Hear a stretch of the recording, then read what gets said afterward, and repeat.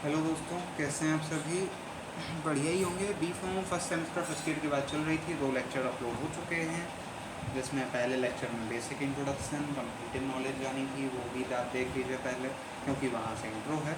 दूसरे लेक्चर में anatomy and physiology के स्कोप, कुछ starting cell, chemical and organism level, organism and there after कुछ बेसिक लाइफ प्रोसेस की कॉमन बातचीत हो चुकी थी। यहाँ हमें उसी बेसिक लाइफ प्रोसेस को आगे भी बढ़ाना है। और होम्योस्टेसिस क्या है, इन 2 पॉइंट पर ये हमारा लेक्चर फोकस रहेगा। आपके सिलेबस के बड़े इंपॉर्टेंट पॉइंट हैं। एंड होम्योस्टेसिस कई बार 5 नंबर में भी आया है। बेसिक लाइफ प्रोसेस की बात करें तो human body perform different physiological function. कैसे पता लगेगा कि ये एक लिविंग ऑर्गेनिज्म है? तो लिविंग ऑर्गेनिज्म जो है, to achieve this goal the body maintains and homeostasis के थ्रू सारी प्रोसेसेस होती हैं, लाइक सर्वाइवल के लिए रिप्रोडक्शन, क्योंकि मेन जो एक लिविंग ऑर्गेनिज्म का काम है वो है रिप्रोडक्शन। तो जिंदा रहना है, सर्वाइव करना है, तो उसको रिप्रोडक्शन करना होगा और आगे बढ़ना होगा, अपनी वंश को आगे बढ़ाना होगा, like that. To achieve this goal, the body maintains and is to the homeostasis. All the living organisms have some specific life process which are different from those of non-living. The basic life processes are as follows, like organization. At all the organization levels of the human body, each component works to perform its own function in coordination with the other component, जो कि बात हुई थी कि सारे organs हैं वो एक दूसरे के साथ हारमोनी में काम करेंगे। However, if a single cell does not cooperate with the other cells, then it loses its integrity and becomes dead. अगर एक सेल, ट्रिलियंस ऑफ सेल्स आपकी बॉडी में है, लास्ट लेक्चर में हम लोग पढ़ के आए थे, उनमें से एक सेल भी काम नहीं करेगी तो वो एक सेल खत्म, या तो वो अपनी इंटेग्रिटी खोएगी और मर जाएगी, या फिर वो सेल बढ़ाती चली जाएगी अपने जैसे हरामखोरों को, एंड देयर आफ्टर वो ऑर्गन खराब हो जाएगा, वो टिश्यू खराब हो जाएगा। मेटाबॉलिज्म अगला काम या पहला काम, क्योंकि खाना खाएंगे तो उसको भी मेटाबॉलिज्म करना है, एंड ड्रग खाएंगे तो उसका भी मेटाबॉलिज्म करना है। मेटाबॉलिज्म 2 फेज में है। कैटाबॉलिज्म जहाँ मैक्रो कॉम्प्लेक्स मॉलिक्यूल्स को ब्रेक डाउन करते हैं छोटे छोटे मॉलिक्यूल में। एनाबॉलिज्म जहाँ बनाते हैं, the process of construction involving formation of complex molecules by the simpler. ठीक है, एक में या तो आप बड़े से छोटा करेंगे, एनाबॉलिज्म में छोटे से बड़ा करेंगे। एना माने जोड़ना, कैटा माने तोड़ना। रिस्पॉन्सिवनेस की बात करें तो इरिटेबिलिटी और रिस्पॉन्सिवनेस आइडेंटिफाइज द इंटरनल और external environment changes and thereby react to it. Means अगर एक लिविंग ऑर्गेनिज्म है तो उसको गर्मी लगेगी, लाइक अभी गर्मी का मौसम है, मैं पंखा चला रहा हूँ, पीछे से साउंड आ रहा है, क्यों? क्योंकि मैं एक लिविंग ऑर्गेनिज्म।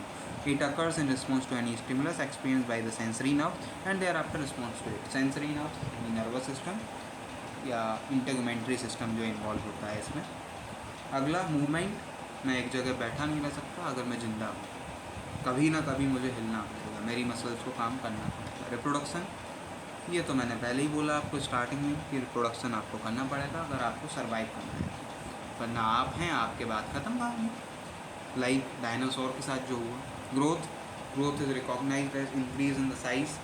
अगर कोई लिविंग है तो वो ग्रोथ जरूर करेगा, भले ही वो बहुत माइन्यूट हो, उसकी सेल्स नंबर बदलेंगे, सेल साइज बदलेगा, कुछ ना कुछ तो जरूर होगा।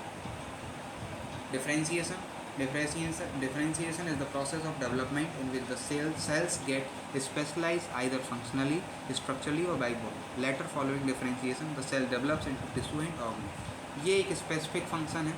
जैसे शुरुआत में जब बेबी बॉर्न होता है तो उसकी आपने उसको टच करके देखा, बड़ा सॉफ्ट होता है, उसमें इतनी जान नहीं होती, बट धीरे धीरे वो एक स्ट्रॉन्ग बन जाता है, लाइक आप एक एडल्ट। रेस्पायरेशन, जो भी जिंदा है उसको रेस्पायरेशन तो करना ही करना है, क्योंकि एटीपी तभी बनेगा जब रेस्पायरेशन। नेक्स्ट डाइजेशन, भाई कुछ तो चाहिए तब तो एनर्जी मिलेगी। एंड एक्सक्रीशन, आप ऐसा नहीं है कि बस ले लें और दें कुछ नहीं, तो एक्सक्रीशन भी आपको बॉडी से निकालना पड़ेगा, टॉक्सिक मटेरियल्स को, अनयूजफुल मटेरियल्स को, ट्रेस नहीं है बॉडी। अब ये बेसिक लाइफ प्रोसेस जो आपको पता थी, बायोलॉजी में भी आप पढ़ के आए। उसके बाद मेन क्वेश्चन पे आते हैं, होम्योस्टेसिस। 5 नंबर क्वेश्चन है और किसी बुक में खास कुछ मिलता नहीं है इसके बारे में, ठीक है। अभी तक तो नहीं मिलता था, अब मिलने लगे तो कह नहीं सकते। अब इसलिए मैंने काफ़ी बुक्स से कलेक्टिवली नॉलेज लेके एक छोटा सा नोट्स आपको बनाने की कोशिश की है। In modern physiology homeostasis has a vital role. Homeostasis क्या है? होम्योस्टेसिस बस एक ही चीज़ है भाई आपकी बॉडी का इन्वायरमेंट जो है वो एक फिक्स टेम्परेचर पे रहना चाहिए, फिक्स ह्यूमिडिटी पे रहना चाहिए, फिक्स स्ट्रक्चर में रहना चाहिए। ऐसा ना हो कि बाहर गर्मी है तो बॉडी का टेम्परेचर भी बढ़ गया, बाहर ठंडा क्या तो बॉडी का टेम्परेचर भी बढ़ गया। ऐसा नहीं होता, एक जैसा टेम्परेचर होता है, ठीक है। तो वो एक जैसा टेम्परेचर मेंटेन करना या बाहर के इन्वायरमेंट से अंदर के इन्वायरमेंट को बचा के रखना, ये प्रोसेस होती है होम्योस्टेसिस। यही सिस्टम, होम्यो का मतलब सेम और स्टेसिस का मतलब स्टैंडर्ड। बाहर कुछ भी होता रहे, मेरी बॉडी अपने आप को एक जैसा रखेगी, कोशिश करेगी, ठीक है। अ कंडीशन दैट में very but remains relatively constant. ऐसा तो हो सकता कि 90 है तो 92 पहुँच जाए, 97 है तो 98 आ जाए, बट ऐसा नहीं कि 97 से 30। Thus, homeostasis is defined as a state of dynamic equilibrium that maintains of a constant internal physiological environment of body, constant with respect to changing external environmental conditions. ठीक है, ये homeostasis.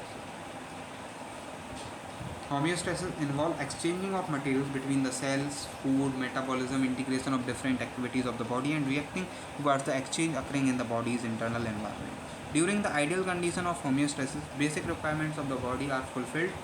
जो चीज़ें मुझे मेरी बॉडी को चाहिए वो सब सही होंगी आइडियल कंडीशन में, and different organs of the body function smoothly, और सब सही चल रहा होगा। Each and every cells of body takes part in the maintaining internal environment of the body. और सब कोई जो भी मेरी बॉडी के अंदर ट्रिलियंस ऑफ सेल्स हैं, वो हर कोई रिस्पॉन्सिबल है होम्योस्टेसिस में।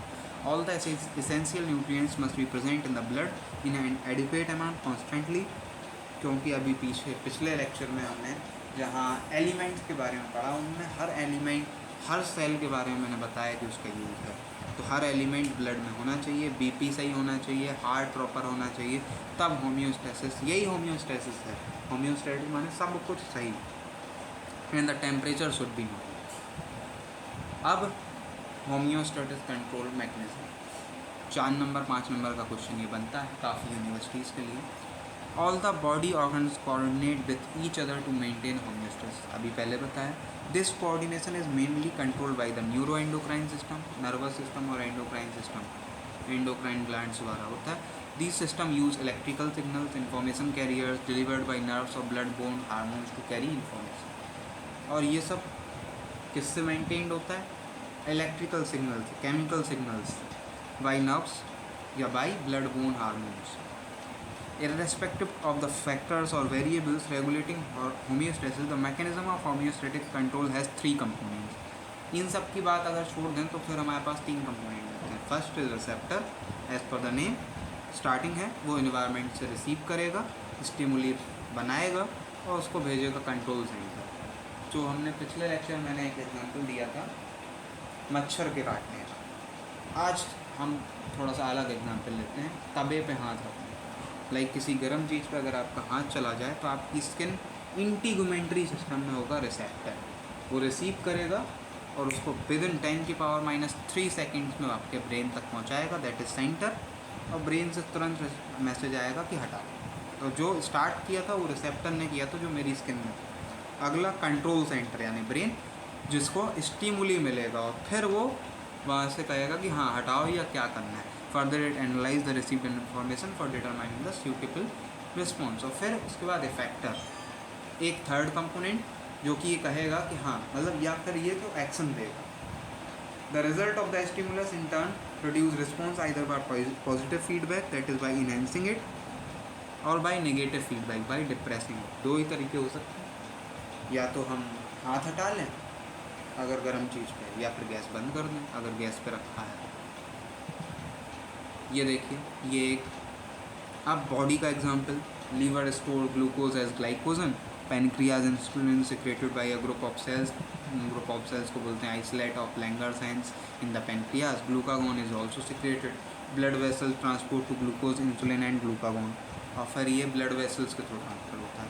अब पॉजिटिव और नेगेटिव फीडबैक 2 तरह से चीज़ें हैं जिन्हें हम मेंटेन करने की कोशिश करेंगे। सबसे पहले ग्लूकोज जो है वो स्टोर होगा as glycogen in the liver. अब इंसुलिन अगर सिक्रेट हुआ बॉडी से, जब ब्लड का शुगर लेवल बढ़ गया तो क्या करेगा, तुरंत जो है ग्लूकोज थोड़ा सा बड़ा करते हैं, या insulin is secreted from blood when sugar level rise after eating so that excess glucose can be stored in the liver. या तो क्या होगा, अगर ज़्यादा है तो फिर हम इंसुलिन सिक्रेट करेंगे, जिससे ग्लूकोज क्या होगा, स्टोर कर दिया जाएगा लीवर में ग्लाइकोजन के फॉर्म में।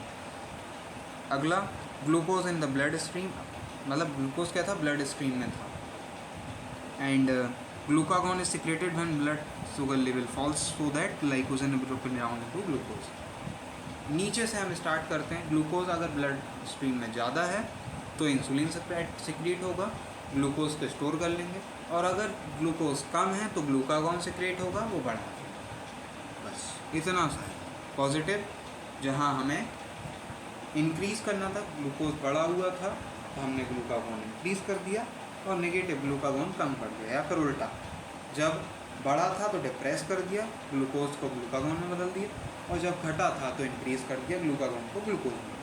ये एक छोटा सा कॉन्सेप्ट जो आप पहले भी पढ़ के आए थे। ये अगला एक elements of homeostatic control system है कि इम्बैलेंस अगर होता है तो रिसेप्टर जो है, सेंसर जो है, वो उस चेंज को डिटेक्ट करेगा। स्टिमुलस प्रोड्यूस होने के बाद इंफॉर्मेशन भेज दी जाएगी कहाँ, अपरेंट पाथवे के थ्रू कंट्रोल सेंटर उस इंफॉर्मेशन को लेगा और फिर उसके बाद एक्टिवेट करेगा और इफेक्टर से बोलेगा कि भाई ऐसा ऐसा करो।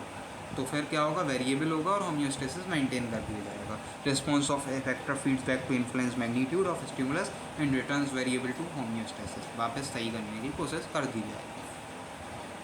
अब इन दोनों फीडबैक मैकेनिज्म को ढंग से समझ लेते हैं। वैसे आपने फिगर में देख लिया। Negative feedback mechanism, most of the mechanisms involved in homeostasis are controlled by a negative feedback mechanism.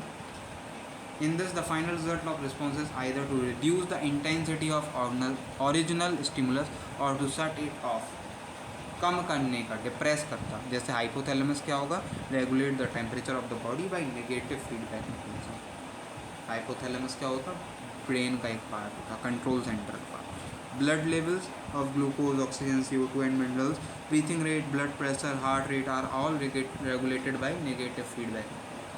Positive की बात करें तो रेयरली अकर होता, because they have the tendency to move the variable beyond its original value, बहुत ज़्यादा बढ़ाने की, and also to increase the original disturbance, stimulus को भी बढ़ा देता है। तो पॉजिटिव बहुत कम लिया जाता, हमें बियॉन्ड द लिमिट नहीं जाना।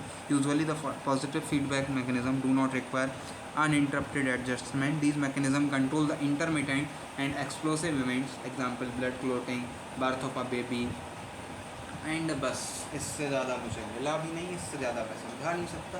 खैर, मैंने इसमें फिर भी आपको होम्योस्टेसिस के बारे में इन फिगर्स के थ्रू एंड बाकी एग्जांपल्स के थ्रू इतना दे दिया है कि आप 2 से 2.5 पेज लिख लें और 5 नंबर के लिए पर्याप्त है। तो होम्योस्टेसिस और बेसिक लाइफ प्रोसेस हम लोगों ने इस लेक्चर में पढ़ लिया है, जो कि हमारा मेन मोटिव था आज के लेक्चर का, एंड आपकी बॉडी का भी यही मेन मोटिव होता है। Thanks for watching this video. अगर पसंद आया हो सब्सक्राइब कर लीजिए। कुछ क्वेरीज़ हैं आप पूछ सकते हैं, मेरा नंबर अवेलेबल है ग्रुप पर, आप मुझे पर्सनली व्हाट्सएप मैसेज भी कर सकते हैं, एंड मेरे एफर्ट्स क्या हैं, कहाँ कमी है, ये भी आप मुझे बता सकते हैं। Thanks for watching. मिलते हैं अगले लेक्चर में और HAP जल्द ही ख़त्म करेंगे। Thank you.